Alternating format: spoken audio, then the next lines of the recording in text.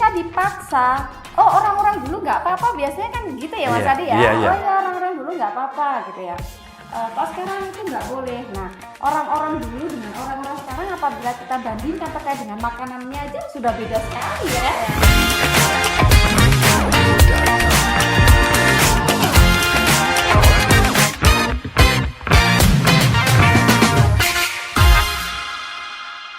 Assalamualaikum semuanya, halo, kembali lagi ke aku Megawati Zulfiani Said di podcast Kau Aku KUA. Nah, hari ini kita kedatangan tamu lebih spesial lagi daripada sebelumnya karena kita akan membahas lebih detail lagi tentang pernikahan dini. Siapa aja sih bintang tamunya? Ada Pak Adi Purwono SPDI. Beliau adalah PLT Kepala Seksi Kesejahteraan Sosial dan Pemberdayaan Masyarakat Desa Kecamatan Grujugan tahun 2024. Gak hanya itu, beliau juga tim survei Yayasan Sosial Empati Semesta tahun 2017 hingga saat ini. Lalu yang kedua, bintang tamu kita ada Bu Siwin Soleha SKM atau biasa kita panggil dengan Mbak Siwi. Beliau adalah Ketua Yayasan Yapikma atau Yayasan Pemberdayaan Intensif Kesehatan Masyarakat untuk penderita HIV dan AIDS.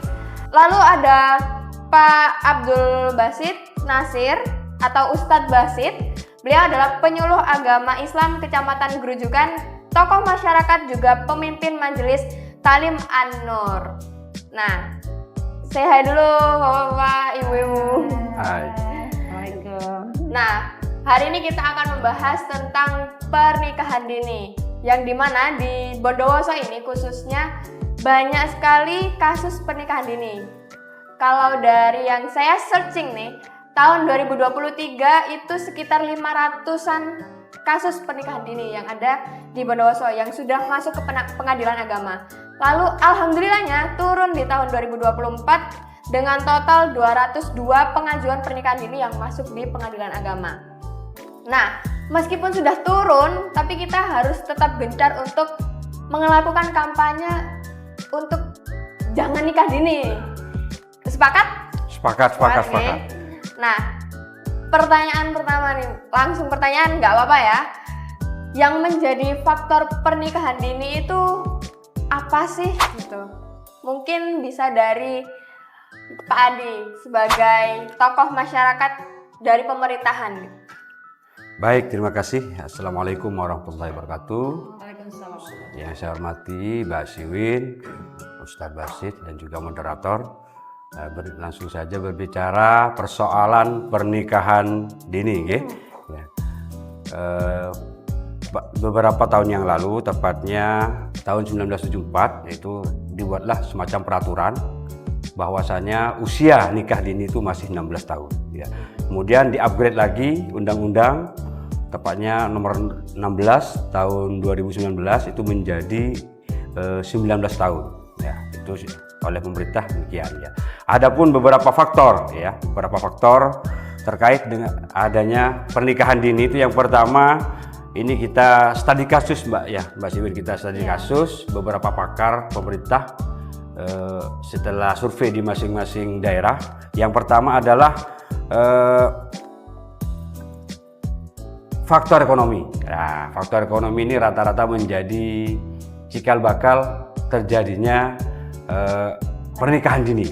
Ya, yang kedua faktor pendidikan. Ya, karena rata-rata di masing-masing pedesaan itu banyak yang angka drop out sehingga SDM dari penduduk setempat sangatlah rendah sehingga sangat memungkinkan ya menjadi faktor terjadinya banyak pernikahan dini. Nah, kemudian faktor ketiga adalah budaya sehingga kalau oleh orang Madura itu kalau ada yang melamar Mbak ya, ada yang melamar, kalau sampai ditolak itu katanya pamali oleh orang-orang bilang kayak gitu ya, sehingga khawatir tidak laku katanya, tak pajuh kalau bahasa Maduranya seperti itu ya. Sehingga ketika ada yang melamar, baik itu sudah dari orang-orang terpandang, orang-orang kaya misalkan ya, mapanlah yang melamar, sedangkan anak gadisnya masih usia dini oleh orang-orang pedesaan rata-rata disetujui seperti itu, Pak. Nah, beberapa faktor ini menjadi menjadi banyak kasus penyebab ya terjadinya pernikahan dini ya. Nah, lebih dari itu faktor-faktor lain ya penyebab pernikahan dini ini juga terjadi seringkali dalam menggunakan media sosial. Nah, sehingga ya pergaulan bebas dan segala macam ini banyak banyak memungkinkan terjadinya pernikahan dini. Mungkin sementara itu dari sisi kami baik. Kalau dari sisi kesehatan, Okay.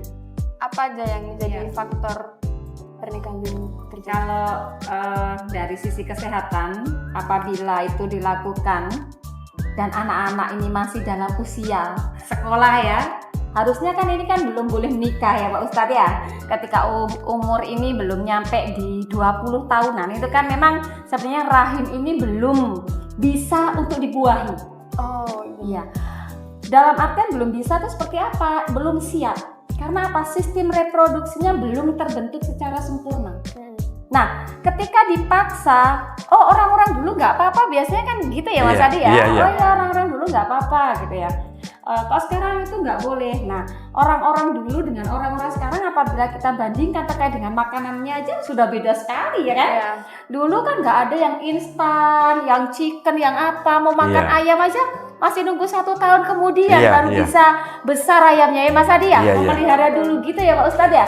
Nah, tapi kan kalau sekarang 30 hari aja ayam sudah bisa dimakan ya. Bisa dimakan. Ya Mas Adi ya. Iya. Kadang nggak sampai nunggu 2 bulan itu sudah bisa dikonsumsi. Jadi beda sekali kalau kita bandingkan karakteristik orang-orang dulu dengan anak-anak zaman sekarang. Nah, apabila tetap melakukan pernikahan dini dengan rahim yang belum siap dibuahi, itu bisa menimbulkan berbagai dampak kesehatan. Yang pertama itu bisa menyebabkan preeklamsi, di mana biasanya yang menikah di usia muda ini bisa terjadi tekanan darah yang melonjak lebih tinggi daripada biasanya. Biasanya kan normalnya 110, 120 normal masih. Dan itu memiliki resiko yang besar, bisa menjadi kematian untuk bayi dan ibu ketika terjadi kasus itu. Yang kedua juga bisa terjadi akibat yang ditimbulkan untuk bayi itu bisa jadi BBLR atau berat badan lahir rendah, di mana berat badan itu untuk bayi tidak sampai di 2,5 kg. Nah, ini memiliki resiko besar di situ. Nah, selanjutnya untuk ibunya sendiri juga bisa memiliki resiko kanker serviks. Karena apa? Karena sistem reproduksi ini belum siap untuk dibuahi itu tadi. Nah, resiko kanker serviks ini ada untuk anak-anak yang menikah belum pada waktunya. Dan banyak lagi terjadi komplikasi kehamilan. Salah satunya adalah terkait dengan masalah stunting. Ya, stunting. Nah, stunting itu juga bisa terjadi apabila ibu ini dalam kondisi kek. Kek itu berarti ketika kita periksa lilanya ini kurang dari standar yang sudah ditetapkan oleh Menkes 23,5. Nah, itu banyak sekali faktor apabila pernikahan dini ini tetap dilakukan. Ya. Gitu. Sebelumnya mau tanya terkait yang ini tadi, Kek ya. itu kenapa hubungannya kok di sini? Ya, karena cara mengukur ibu-ibu itu untuk mengetahui kekurangan energi kronis itu kita ukur menggunakan metode lila. Jadi lingkar lengannya itu kita ukur untuk mengetahui apakah seseorang yang hamil ini lilanya cukup di 23,5. Apabila kurang dari itu berarti ini kurang energi kronis. Harus mengkonsumsi makanan yang ketika hamil itu cukup tinggi protein, di antaranya ati, telur, ikan itu harus dikonsumsi setiap hari untuk bisa mencegah stunting ini tadi. Jadi kaitannya seperti itu, sehingga untuk program pemerintah stop untuk pernikahan dini ini memang harus digerakkan secara bersama-sama. Bukan hanya stop anak melahirkan anak. Stop anak melahirkan anak, stop kemiskinan kita. Gitu. Karena kalau dari tren sekarang itu bilang orang miskin tuh haram hukumnya punya anak gitu. Karena untuk pendidikan, untuk makan dan lain-lain itu kan juga perlu materi gitu ya Bu. Iya. Jadi kadang kalau lihat medsos scroll tuh haram hukumnya orang miskin punya anak, tapi kayak kasihan gitu kan. Dalam artian mungkin itu sebagai bahasa klasik saja Iya. ya. Kalau diharamkan ya jangan Iya. kan gitu Iya, ya. iya. Ya Pak Ustadz ya benar nggak Ustadz? Betul. Karena nanti ada kaitannya, ini kan generasi Nabi Muhammad kan gitu ya Iya. Ustadz, benar nggak Ustadz? Kalau dari sisi agama Dan itu gimana? memang tujuan agama. Iya, adanya pernikahan, betul. Gitu. Kalau dari agama sendiri, apakah ada faktor yang mendorong malah nikah aja deh? Kalau misalnya saya pernah dengar itu pernikahan dini itu diasaskan karena udahlah biar menghindari zina gitu. Kalau dari agama itu tanggapannya seperti apa, Pak? Ini kalau dari segi agama, pernikahan dini ini memang harus tidak ada, karena memang itu sudah ada arahan langsung dari Rasulullah. Rasulullah itu pernah bersabda gitu, ya masyarakat syabab, man istata'a minkumul ba'ata falyatazawwaj. Wahai para pemuda, jikalau kau sudah mampu, lah ini kan perlu digarisbawahi. Iya, mampu. Mampu ini ketika kita garis bawahi, alhamdulillah dari pemerintah sudah memberi aturan. Memberi aturan sudah. Ada rambu-rambunya sudah. Rambu-rambu bahwa pernikahan itu di atas usia 19 tahun yang terbaru seperti itu. Walaupun nanti Ada aturan-aturan iya. mungkin 21 untuk laki-laki, tapi umumnya kan berumur di atas 19. Nah, itu mungkin yang disebut manistato, sudah mampu berkeluarga. Berarti dari Kementerian Agama khususnya, ketika di bawah 19 itu sudah tidak masuk kategori manistato, tidak mampu. Maka efeknya banyak, diantaranya yang sudah disebutkan sama Pak Adi tadi. Banyaknya pernikahan dini sesuai laporan dari Kepala PA Pengadilan Agama Bondowoso, di antara kasus banyaknya perceraian di antara karena Pernah menikah. Karena belum siap ya Pak Belum Ustadz siap. ya, belum Ya. siap. karena orang keluarga itu mau kawin itu bukan hanya dipandang kawin itu aja, bukan, karena ingin membawa satu keluarga bagaikan membawa batra, jadi mau memimpin, Iya. nafkah di antaranya. Nah, itu dipandang oleh agama. Nah, tetapi agama ketika menyarankan orang itu kawin sudah dianggap mampu, maka kawinlah, katanya agama. Tapi agama juga memberi solusi ketika tidak nyampe umur 19 yang sudah ada di aturan ini. Waman lam yastati fabisya. Jika masih belum mampu, tidak mampu, maka berpuasalah. Berpuasa. Nah, karena puasa itu bisa menurunkan Syahwat. Syahwat. Betul. Jadi ketika agama menyarankan kawinlah kalian ketika sudah matang dan mampu, tetapi untuk yang belum matang dan belum mampu dikasih solusi, bukan pas dicegat itu Iya. aja gitu. Langsung Ada tidak boleh solusi. diharamkan. Nah, Iya. ada solusinya, diantaranya berpuasa, karena puasa itu bisa menurunkan syahwat. Mungkin ini sedikit mengenai pandangan agama kaitan dengan perkawinan. Jadi sebenarnya kalau dari agama itu juga sebenarnya nggak membolehkan ya adanya pernikahan dini, apalagi di luar dari kata mampu gitu ya. Ya harus mampu dulu, harus mapan dulu, harus punya ilmu dulu untuk bisa melaksanakan pernikahan itu tadi. Nah, untuk dampaknya kalau dari kesehatan kan tadi sudah disebutkan ya. Kalau dari dampak sosial ataupun budaya masyarakat atau realitasnya itu gimana dampak dari pernikahan dini? Baik, gini Mbak ya. Karena memang benar katanya tadi Ustadz Basit, kategori mampu ini kan sangatnya kompleks Pak. Baik dari segi keilmuan, kemudian pengalaman dan yang lainnya. Nah, dampak-dampak yang dimunculkan akibat dari pernikahan dini secara sosial kemudian kemasyarakatan, misalkan satu contoh misalkan banyaknya pengangguran Pak. Karena memang rata-rata mereka kalau usia 19 tahun saja berarti baru lulus SMA Mbak.